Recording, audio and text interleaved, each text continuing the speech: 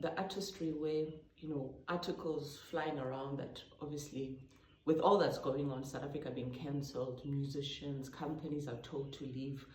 I mean, even that, it shows the resilience of South African as a nation. Our artists have always been able to pivot in times of difficulties, especially like this. And even us as a youth, previously and now, that's how we've always learned. I mean, we've got great examples from the likes of Mr. Hugh Masekela, Brenda Fassie, Mama Yvonne Chaka, the late Lucky Dube. You know, I always share when I come back home, proud to say, you know, Lucky Dube is played in African countries more than we have airplay of him here in some of the, you know, radio stations, because he's loved. Mama Yvonne Chaka, you will travel bus to bus, taxi to taxi. It's a music being played. Brenda Fassie and, you know, a lot of them, the Blacksmith Mambazo, and there are many, even young people. You look at, there are many, you know, you look at the lady Umajosi who sings Tonga, you know, yes, she's also Shangane. She's been a great export. You look at, from a hip hop side, the likes of AKA, the late AKA, you look at Kuli China, you look at the late WHP, you look at so many, even now with the sound of Amapiano. South Africa has always been able to be, you know, a phoenix out of the ashes. Our gospel music, you know, so to say that we have been cancelled, it's not, it's a concern.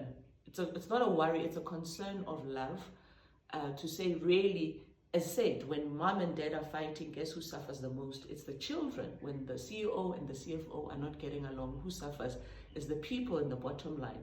But however, South Africa has been able to pivot. That's why South Africans, for example, we've got great exports into other European countries. And so there are artists who have never been to our other parts of Africa, not because they don't want to, but because the music has been able to be international.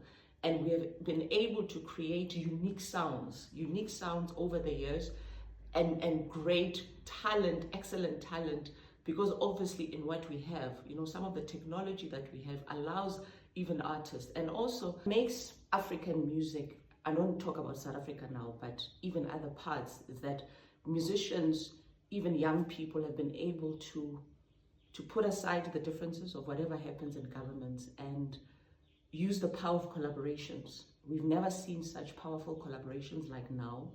Yes, artists have tried before, have done it many a times, you know, many artists that we've collaborated with from different nations, and even concerts, festivals that have been done to fight the same issues. So I believe this also calls for powerful times of collaborations. I mean, I look at even myself as a gospel artist in the ministry, looking at the sound of Amapiano. It's loved. You go there, it's played by young people. There's still a demand for it, but also the powers of collaboration is also including people's languages in some of this music. So that's now, you'll see some of gospel artists, jazz artists, hip hop also now trying to include the language. I mean, South Africa, we've had the conversations to say, do we incubate like Swahili as one of our languages? You know, it's a debate to have, but obviously when things are sensitive like this, you know, South Africa might say, but we already have 12 languages. What do you need the other one for? So these are things obviously music is able to address, but in a more softer, lighter way. And collaborations are powerful for that, are really powerful for that. And I believe in collaborations because even from any companies to be where they are, South African companies, for them to thrive, it has been through powers of collaborations, JVs that have been done over time, corporations that have been formed, you know, so many things that have allowed the African continent to thrive due to what? Putting aside our differences and to work forward. And I think music is also the same way. And the power of collaboration and sound is that, because the sound is able to travel and break through boundaries, leaps and bounds. For example, the South African artist and music industry has been one industry that has been able in Africa to address the issues that our leaders avoid, you know. And South Africa is one of those nations where you can exercise freedom of speech through the music, you know, and directly so, in a funny way, in a derogatory way, sometimes in a pun, you know, sarcastic way, and the same. Whereas in some other parts of Africa, we know, you know, musicians have tried to put through the message through their music, and the music gets cancelled or they get, you know, attacked for whatever. So South Africa has always been the leader in that. That's why you see, as said, you know, well, Babula Dube, his message is still about one unity, one Africa. You know, there are many, even production side. You know, we know of, for example, Mr. Chikotwala. Those have been pioneers and trailblazers for us to look up to, because they've been able to push through into Africa. Many artists, I mean, like Thandiswa Mazwai, who has always, her message from day one stood for Africa message since the days of Bongo Muffin. There are many, you know, the Boom Shakas, there are many, and now is no different. Now you look at, you know, Kabza, who's now, you know, declared the king of this sound, Amapiano, you know, Scots Mapume. And South Africa, we've always had a variety, even gospel-wise, never mind from the likes of big groups like Joyous Celebration. There are many pockets of people who have managed to reinvent themselves. So we've never relied on one sound, one artist to break us out into the world. You look at now the techno, Afro-tech, you know, house music, it's always, and South Africa, because of being humbled, even when those identities are taken by our other parts of our brothers in Africa and claimed to be their own, you'll never find us, you know, where. If anything, we prove it in the work. The greatest export now, we have Tyler, you know, who's doing amazing work, putting up the flag against all criticism and odd. You'll never hear, because it's within the DNA, and it's not about white, black, colored in South Africa. It's that spirit that we have, and every nation has its own spirit.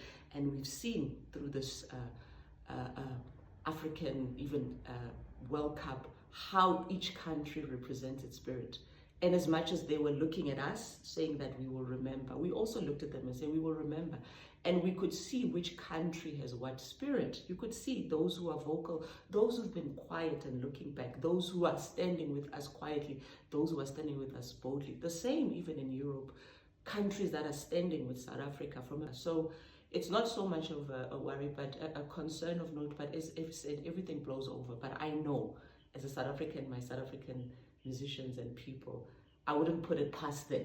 And I trust them with that to say, in no time, there'll be beautiful songs, you know, that are being sung all over the world, addressing the same issues. And we will look back today and laugh about it through the music. Like now, all the musicians who we know, even young people, you will see songs mushrooming about this, you know, whether the Bafana issue, which we witnessed, the xenophobia, Ahambe, there'll be great songs that will come out of this. And the same people, they will love the song, because music, unfortunately, it has no color. And as a musician, as an artistry, that's something I get proud of. And the more that the status quo is like this, that's where you have to challenge things. And music is one of those endless boundaries. So are we worried as musicians, for our musicians? The answer is no.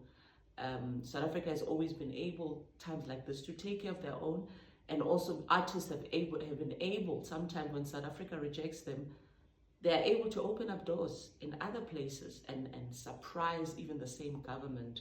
You know, you can name it, from fashion, music, to art, to many things, which South Africa has been able to have great exports. The DJing side, there are many things, greater things that are happening now. So the cancelling of music is just a retaliation, right? But unfortunately, that's a demand you cannot stop. Just like we can't stop African music from playing on our radio stations. People who are foreigners have been told to leave, who are in the arts, you know. But the key here is legal. If you have papers in South Africa the right way, you are welcome to work and to function and to prosper, just like anyone in the world. You see it now, the different sounds, different gifts, artistry, it's breaking out, you know. The Amapiano sound, Afro-tech, into Asian countries, you know. We are now seeing people travel to Japan, to Taiwan, to Singapore, to represent, South Africa. In as much as even our skills, we know when some of these countries looking for teachers, there's a certain accent sound that they want for their children to be taught. Most of English teachers and English schools are based in South Africa. So there isn't so much fear. The future looks actually bright and good, I think, for South Africa from a business point of view, all the different industry from a creative arts. It is time for government to really sit down with people. In South Africa, we fight it with what? With writing things down, with submitting things to government, wrestling it out and battling it out until we find a solution. That has always been, and we are fortunate to have a government, even presidents, who are willing to meet with ordinary people, citizens. You'll see our president meeting with this one, that one, shaking hands. It's not as if they are not accessible. They are human beings like us, and they are here to serve the people. So the concerns are not that alarming. If anything, they're exciting. For anyone who runs a business, you do your SWOT analysis. Your strengths and your weaknesses, they are yours to sharpen and to keep. Your opportunities and threats are outside. And what you need to do, don't focus on the opportunity and strength and threats. Make the strengths stronger, protect, cover the weaknesses, and then attack the opportunities and threats directly. And that is the South African way in all its forms. So it's great time, good times that are ahead of us.